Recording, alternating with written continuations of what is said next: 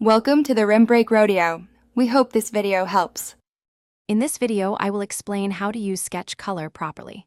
First, let's dive into understanding the fundamentals of color theory, which is essential for making informed choices.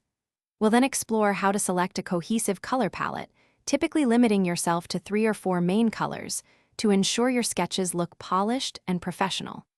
Finally, we'll discuss using color to enhance form and evoke specific feelings in your artwork. Let's begin with the core principles of color theory. The color wheel organizes hues, showing primary, secondary, and tertiary colors. Understanding warm colors like reds and yellows versus cool colors such as blues and greens helps set the mood. We'll also cover hue, saturation, and value, which are 3 key properties for precise color manipulation. Finally, we'll look at how complementary and analogous schemes can create visual interest. Now, let's talk about building an effective color palette.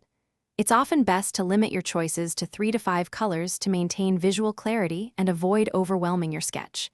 Think about selecting one dominant color, 1 or 2 secondary colors, and a single accent color to draw attention. Always consider the subject matter and the overall mood you wish to convey. A quick test swatch can save you time later. Finally, let's discuss applying color effectively in your sketches.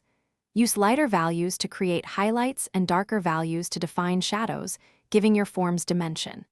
It's often beneficial to apply color in thin layers, gradually building up the intensity and richness of your hues. Reserve your most saturated and vibrant colors for key focal points to guide the viewer's eye. Always ensure consistency in your light source. Thanks for watching. Consider subscribing if we helped you.